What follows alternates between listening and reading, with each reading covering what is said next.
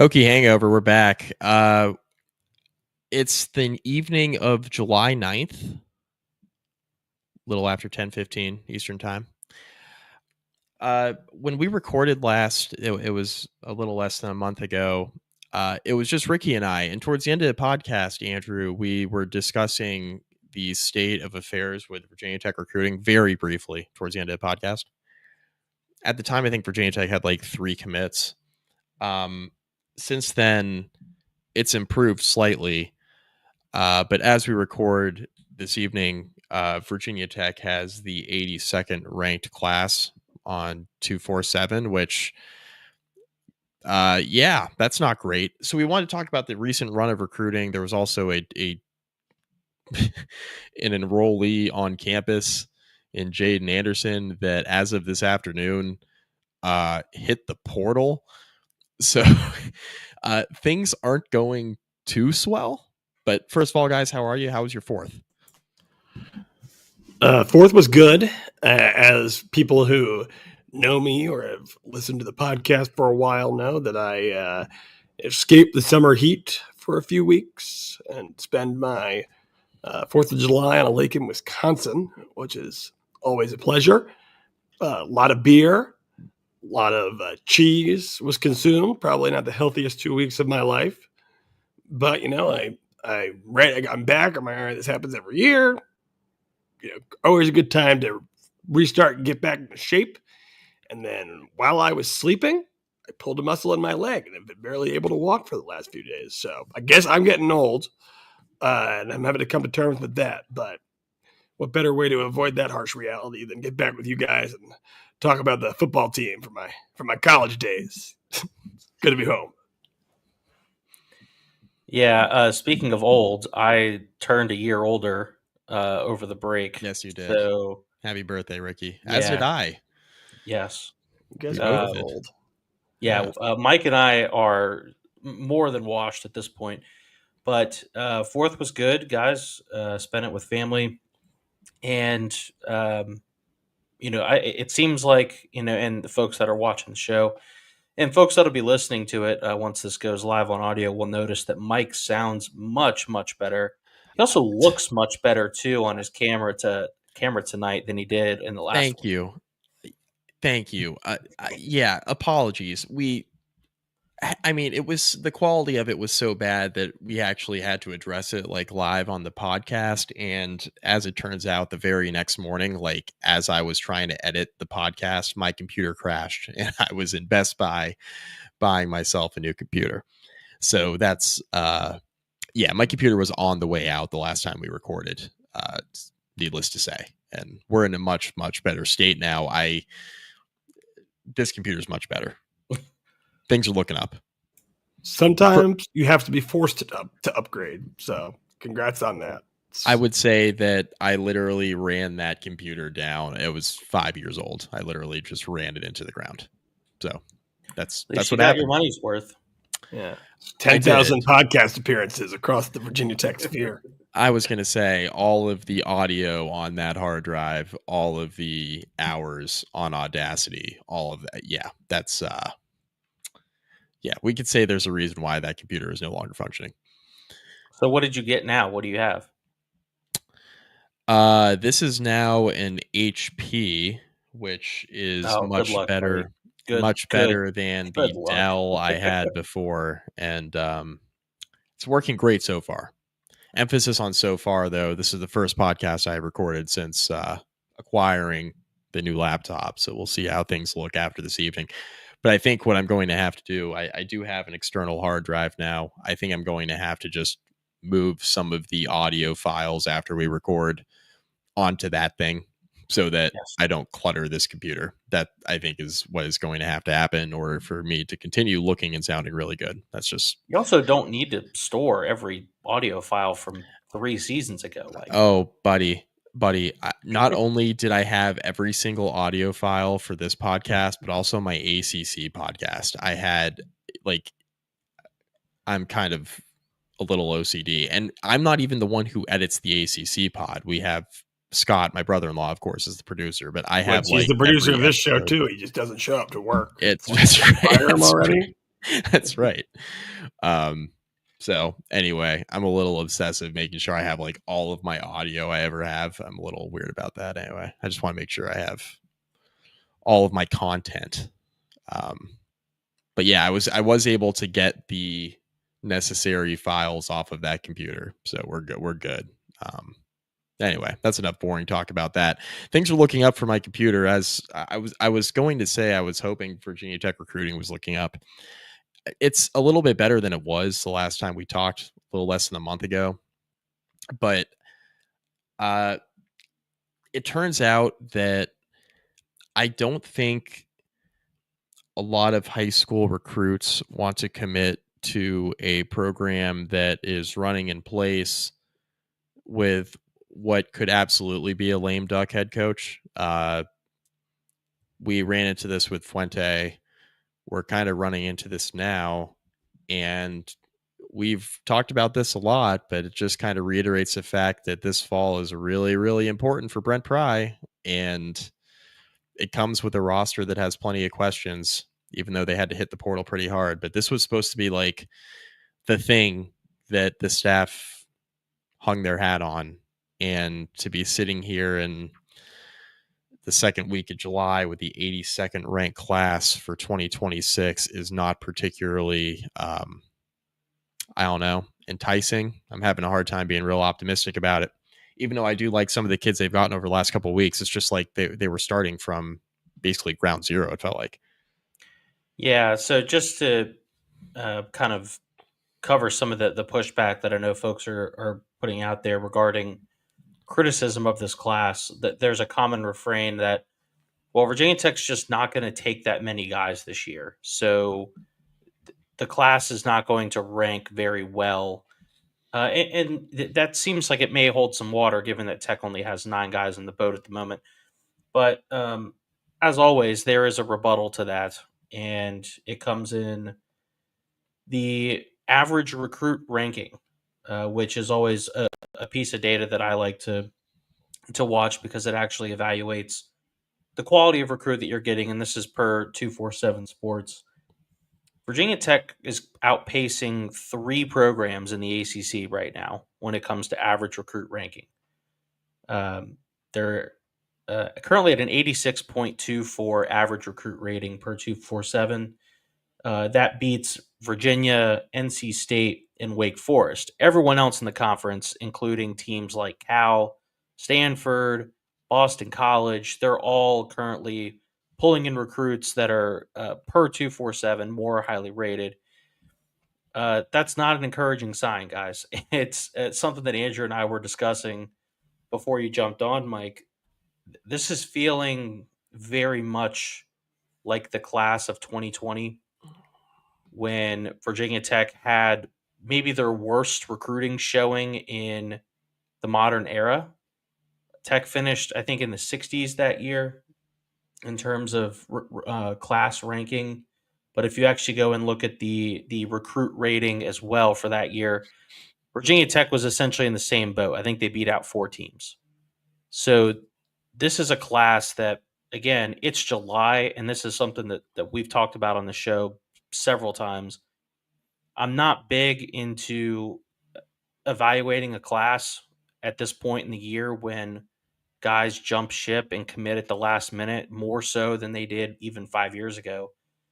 So a lot's going to change, and I think that that's important to acknowledge. However, it is also fair to acknowledge that through July 9th, the evening of July 9th, this class is not keeping pace with where it should be in the conference. But it seems like it's starting to kind of mesh out with where this program has been in the ACC and nationally, which is very much in the middle tier and maybe even a little bit lower. Well, I mean, what I'd be interested to know, right, is I'd love to be a fly on the wall in Merriman right now. Like, is there an epic sense of like desperation or like we're failing? Do they feel like they have some master plan lined up, but it's shaping up the way it is? Or C, is it like, if you're just trying to survive tomorrow, next week's priorities might not weigh on you as much, right? And for the reasons that Mike mentioned earlier in the podcast, it's like, yeah, if they don't win this season, it's very much up in the air for this staff. No doubt about that, right? So, of course, recruits might not necessarily be sprinting to commit to it. Now, in the transfer portal era, is it like totally crippling? Like, no, I mean, you could always kind of recover, right? I mean, we saw Virginia Tech go from like a true dumpster fire position, like from an internal talent recruiting wise, to putting 5 players in the NFL out the transfer portal, and they won some football games. There's certainly an argument to be made, and most people are making it. They should have won more given the talent they had. And that's been the primary source of talent to this point. This year is the year that you would really hope that some of the homegrown stuff, starts to pay dividends. But, it's hard to get a grasp on where they're truly at right now. And additionally, it's harder to grasp how much it necessarily matters for the stakeholders as is, right? For at least the people currently in those seats who are obviously in charge of the operation. That's a really good point. Like,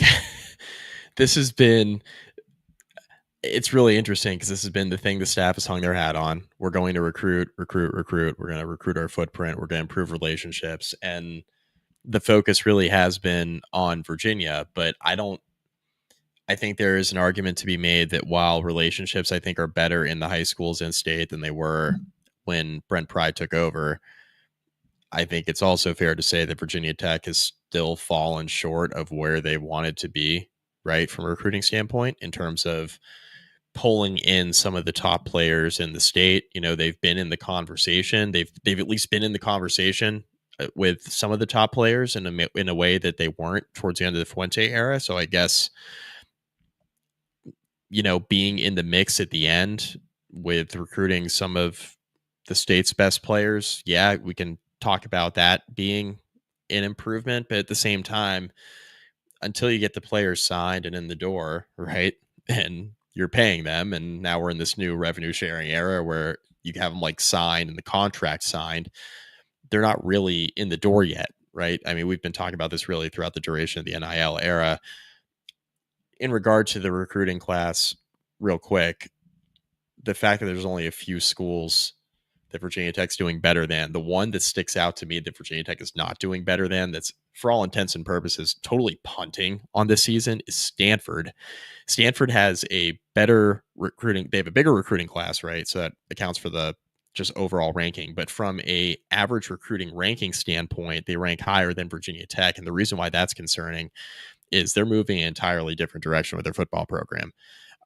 Troy Taylor was fired, due to alleged abusive behavior just with his coaching staff and support staff, just hostile work environment situation.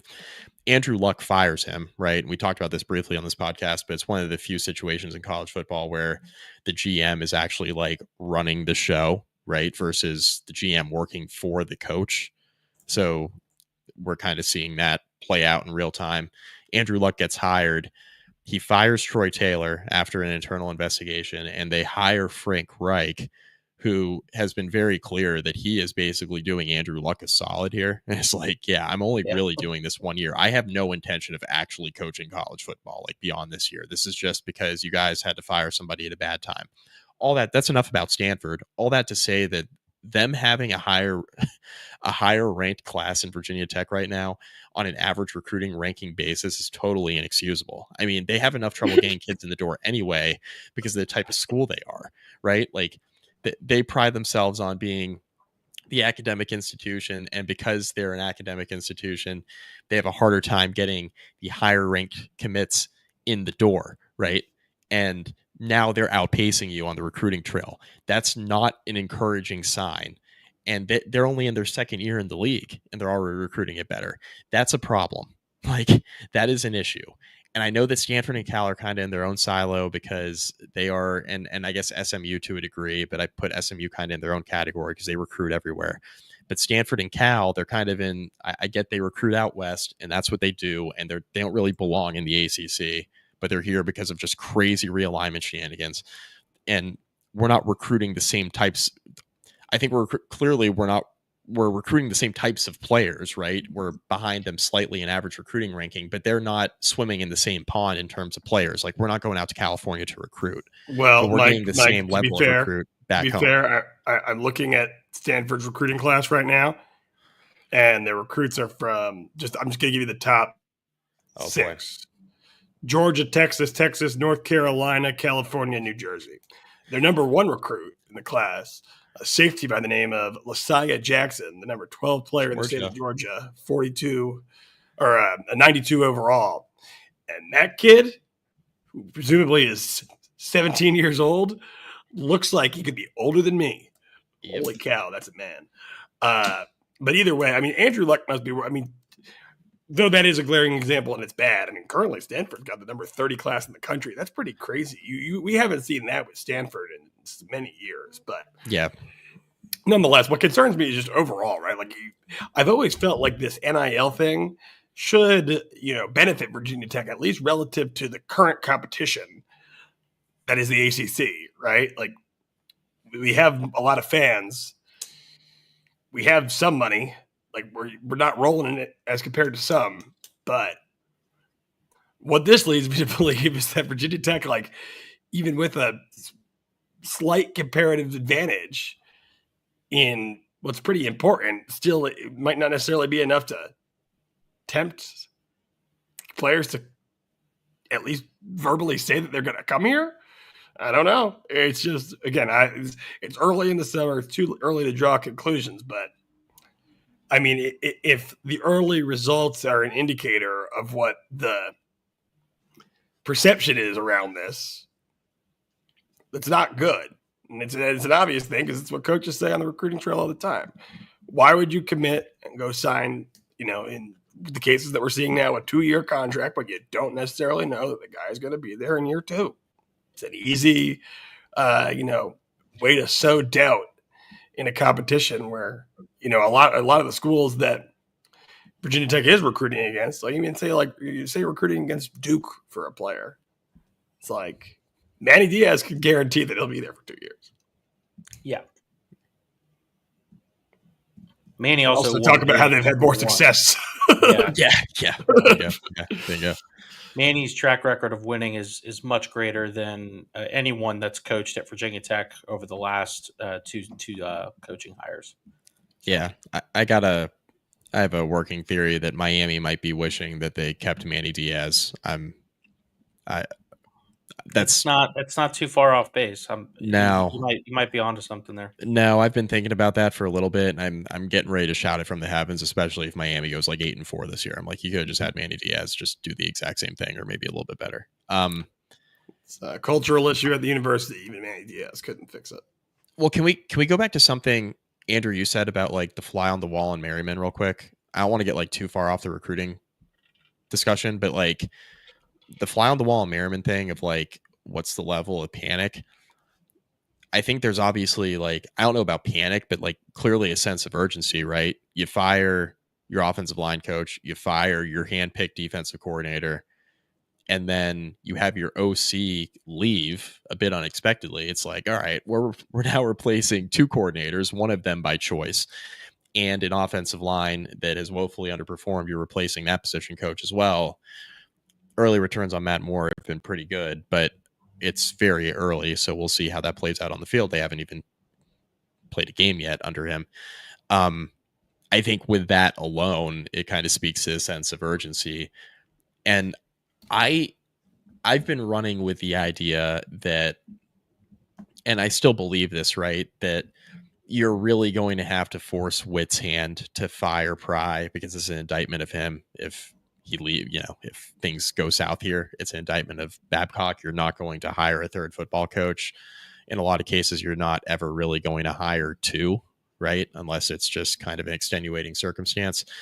It's very, very rare. Almost, if you're serious about football, it's very, very rare you get to hire a third coach. People who are a lot more tied in than I am. I was listening to Cover 3 podcast. Bud Elliott floated something on an ACC win totals podcast about a week and a half ago, right before the July 4th holiday. He just kind of mentioned something in passing, and it was in regard to like Virginia's win total. And he was just mentioning, Virginia never beats Virginia Tech, right? And it's happened like twice in the last basically 2.5 decades. They never beat Virginia Tech. But he was like, if there was a year to do it, like, he just said, is Brent Pry even coaching in that game in November? I mean, floating that out there already, and it's like, okay, maybe there's more to it than meets the eye in terms of like Brent Pry's like lack of relative job security, because I've been running with the assumption that, like, barring total catastrophe, he won't be let go. And maybe that's still the case, right? But man, I don't know. I look at the schedule and stuff, and even though on paper you're like, all right, there's like Wofford on there, there's a Cal team in transition on there, there's a questionable Florida State team that still has plenty of talent on there, but it's on the road. NC State on the road, but like they got questions. Even though there's like stuff on paper you look at, you're like, yeah, I can like talk myself into wins. There still hasn't been the consistency, and you're like, man, if Prime misses a bowl game, like say his team goes 5-7, is he gone? Right? And does it play into the broader discussion? I think it does, of like, there's a reason why this class is sitting the way that it is right now. Well, on that note, I mean, to the Virginia game thing, the stretch of Louisville, Florida State, and Miami going into it, it's pretty bad. Yeah, it's a pretty tough stretch. It's like if things are bad, they will get really bad right around that point. We have plenty of summer left to talk about that in the entire season. But yeah, man. I mean, again, when it comes to the sense of urgency, like, look, like, I mean, think about it like a sales job, right? If I haven't sold anything in a long time and I think I'm going to get fired, how am I going to allocate my time, right? Am I going to work long-term deals and spend a lot of time on stuff that's going to close in a quarter from now? Or am I going to do everything I can to perform immediately? And I'm going to allocate most of my time and thought process and resources to do that, right? Like, at the end of the day, like, it's just human nature. It's a survival instinct. Like, their thought process, you'd almost, I mean, in a perfect world, obviously they have unlimited time and resources and can do the best that they can at everything. But like, it would be terrible instincts to not be going all hands on deck for 2025, because the failure in that department likely means unemployment in 2026. And that resonates, to the people that you're talking to and what have you. Like, is this perception is in fact reality, as we've said so many times in 6 years on this Groundhog Day podcast. But it's just the nature of the beast. Again, your fate can change relatively quickly, but to see a real turnaround where Virginia Tech is going to be recruiting at a high level, is going to ultimately have to come as a result of success on the field. Until then, I mean, you couldn't blame the kids for making the decisions that they're making. So something I wanted to bring up now that we're kind of taking a bigger picture approach here, not recruiting related, but there was a settlement between Clemson, Florida State, and the ACC that popped off in between recordings for us. And this was essentially a settlement to try and govern the revenue share between Clemson, Florida State, and the ACC. But more importantly in this deal, was the exit fee getting a concrete number and the decline of said exit fee as years go by.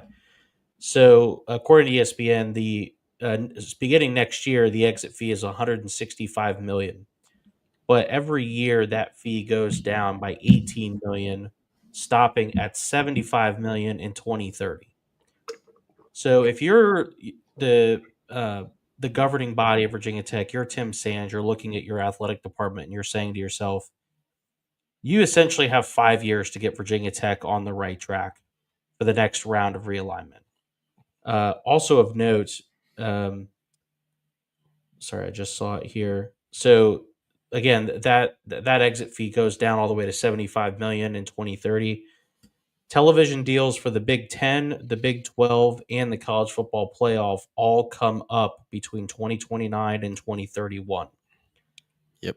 These are important things to consider if you're looking at the bigger picture of Virginia Tech athletics and what this is going to look like 10 years from now. So if you're Tim Sands and you're on the board at Virginia Tech and you're looking at this and thinking to yourself, Virginia Tech is not in a position to get this into a power conference if the ACC were to somehow dissolve, which is certainly, I think, on the table. I think we would all agree with that. How the hell are we going to get this ship righted?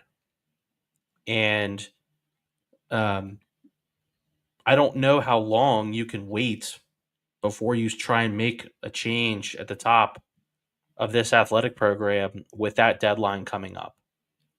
So I think that this season, the stakes are almost as high as they could possibly get, not just for Brent Pry, obviously, but for Whit Babcock. I think they both realize their time is ticking.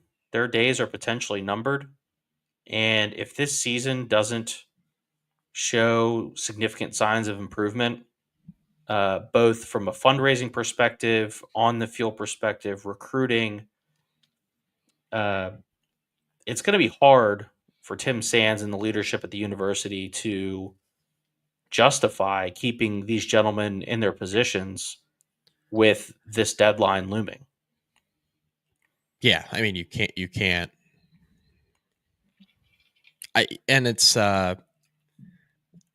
I think that's a reason why it's kind of, it goes hand in hand with men's basketball program in a way, because I think there's a reason why, like, you're now seeing Virginia Tech almost like half pivot. And I understand that like football has their own funding, and a lot of the especially with the House settlement, a lot of the money is going to be allocated to football and men's basketball, and times are changing. But in this like year of transition, right, until we get like fully pushed into revenue share with all these players signing contracts and what have you, you saw that there was an added sense of urgency from Virginia Tech on the NIL front for men's basketball in a way that there hasn't been in the last few years. And I think a reason why is because Virginia Tech wants to make sure that they are in as good a state as possible, I guess, in the coming years. And I think they still believe in Mike Young. I think that's justified given his overall track record as a college basketball coach. When he's had talent, his teams have been pretty good. And I think they're, even when he hasn't had the greatest talent in the world, he's had his teams at least well coached. And I think we saw that last year. But I think Virginia Tech, pivoting back on the men's basketball front and pushing more money into that is an indicator that, hey, we have to make our programs look as solid as possible.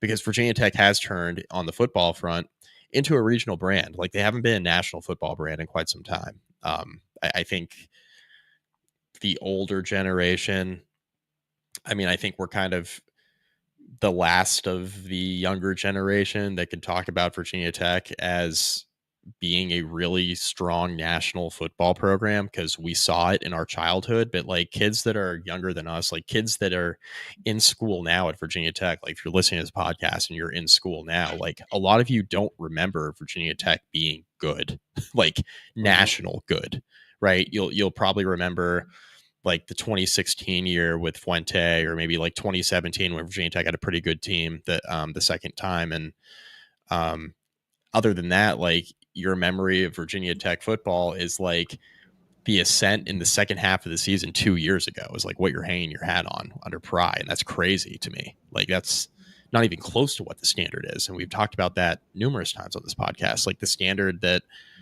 I think a lot of us think Virginia Tech football should be held to has not been fulfilled in a very long time on a consistent basis, other than like a season here, a season there. And so I think what Tim Sands needs to decide, and I think the board at Virginia Tech needs to decide, is what do they want this football program to be? Because this is the most turbulent, this 10-year stretch, I think, that we're in the middle of right now is the most turbulent college athletics has ever been. I don't think there's any dispute with that. From all of the realignment that started a few years ago with more than a few years ago, almost 5 years ago now, with LSU or with Oklahoma and Texas deciding they were going to leave the Big 12 for the SEC, that they kind of really started this thing. From then until now, and now we were pushed into NIL in a way that was not regulated at all because the NCAA sat on its hands for so long, to now there's revenue sharing. And now everybody is gearing up for that 2029, 2030 timeframe, because that's when all the TV deals are up. The grant of rights is up with several conferences. That's when the college football playoff can be renegotiated again. I know they're in the middle of negotiations now, but from a TV standpoint, that's when the college football playoff is going to get renegotiated again. So like this 10-year period that we're in the middle of is the most turbulent college athletics has ever been. I think Sands and the board needs to decide where they want Virginia Tech to fit, like in that ecosystem. And like I think right now it's pretty clear that Virginia Tech is not a national brand, other than for people our age or older who are like, I remember when Virginia Tech was good. It's been a really long time since Virginia Tech has been that, on a consistent basis. So yeah, I think there is urgency. I think there has to be. My whole thing is, unfortunately, if this season goes kind of 500-ish, it feels like we have spent the last 4 years essentially running in place and then just like having the argument that, yeah, like we've done a better job in Virginia in terms of like at least like talking to the coaches. But that's like what we're going to hang our hat on with the 82nd ranked recruiting class. And again, it's going to change, but like that's it, right? Yeah. Like what is the success story of this Brent Pry tenure going to be? It's going to be that, we talked to high school coaches in Virginia a little bit more, but like we couldn't bring a lot of them home. Like, is that going to be the end story? It's trending that direction. Ultimately, it comes down to this comment from Caleb Fields here. Top players need to see the results on the field. Bingo. You can do a lot to develop those relationships, and like Virginia Tech has done a really good job at one of the high schools in my city, Green Run, where Virginia Tech has been pulling 1 to 2 kids, it seems like every year from that school. But at a certain point, the talk is just talk. And you've got to find a way to have tangible impacts, tangible results, or like you said, Mike, it's just going to be hanging your hat on sweet nothings. Yeah. I mean, yeah, it's about wins and losses at the end of the day. Like, to Mike's point, picked a bad 10-year run for mediocrity as college football is completely reshaped. But and if you flip a few one-score games here and there of the many that Brent Pry has lost, the narrative is almost entirely different, and you're seeing upward progression, and you can make an argument there. And like, I'm not here to say it's too early for me to say, at least, that he's cooked. Like, it's not necessarily cooked. He's just cooked if they don't do well. There's still that option. Like, they win 8 games this season, and everyone's right back in, I'm sure. Of course, there's always depends on how the 8 games look and stuff like that. I think everyone would take 8 games, right? I would take 8 in a heartbeat. Yeah, absolutely. I don't even need to pick which 8 it is. I'll just take the 8. Get to 8. We haven't been an 8-win team in a while. I'll take 8. I don't think we've been an 8-win team since I was in college. which is an increasingly long time ago. Is 2019? When's the last time? I just graduated. Well, I'm not talking like. I know we got to 8 like one of the last couple of years to Fuente with the bowl game, but like when's the last time Virginia Tech won 8 games without the bowl game? Like went 8-4 in the regular season. Was it 17? Yep. Yeah, I mean, I'd take 8. I'd sign up for 8 right now. Absolutely. Unequivocally. Did they not win 8? Did they not win 8 in 2019? They lost. That was with the bowl. Oh, that was Lynn Bowden, Kentucky. They won 8. Yeah, it's neither here nor there. It's not that impressive that we won 8 games. It's still been a while. Yeah. No. I mean, the overall comment still stands for sure. And something to think about too is, as Hokie Law Dog says here in the comment, people will flip when we start 0-2. If Brent Price starts 0-2, 8 wins is off the table. I think we could all come to that conclusion that Virginia Tech is probably not going to get to 8 if the South Carolina Vanderbilt games do not go in our favor. Probably not, but those are also like 2 of the toughest games on the schedule, probably. So they are, but think about the paradigm, the narrative that's going to surround this team for the remainder of the year, and even the remainder of the first part of the season, if they go out there and lose both of those games. I agree. It's very hard to function in that level of negativity, right? I agree. Yeah, I agree. Like, keeping the locker room is important. Like at the end of the day, in like a sport where we do have these razor thin margins, like we've seen many times Virginia Tech come on the wrong side of, but like having your team dialed in and like buying into the mission, what have you, is like of paramount importance. And it's hard to keep that. It's hard to respect your boss when you don't think he's going to be your boss for much longer. Yeah. I mean, we saw the team in a lot of ways, and I know that we had the JC Price like win one for the Gipper after the UVA win at the end of the year. This team never quit. I mean, they were quitting on Fuente a little bit, like a little bit. They were quitting on Fuente a little bit. Yeah, I don't know. I mean, and to be fair, folks, like we don't need to turn this podcast until I go, what if it all goes wrong? We got plenty of time to talk about that, but it's just hard to ignore the elephant in the room. Yeah, especially when the recruiting looks as bad as it does. It's hard to not consider the potential impacts from that. It's just, I mean, it's the full circle, right? Yeah. Why is the recruiting like this? Probably because people are insecure about this guy's security of his employment, and they don't want to commit to it. That would be the most outstanding explanation. Now, maybe they'll come in and get a bunch more recruits, and I'm sure it probably evens out. Like I certainly hope they don't finish this low. And there's, again, key thing, right? It's the summer. If there is success, so too will there be the opportunity to flip these guys, which I'm sure if there is success, there'll also be a greater willingness of people who can ultimately pay these checks to these kids that you're trying to recruit to fork up the money to do it, which gives you more leverage on multiple ends. So all is not lost. But what I see, to put it kindly, is hesitation on the part of many parties involved here. I'll tell you what, man, and I know better than this. I do. But if Virginia Tech finds a way to upset South Carolina in the opener, I am so ready to lie about this team. It's going to be unbelievable. And I know better.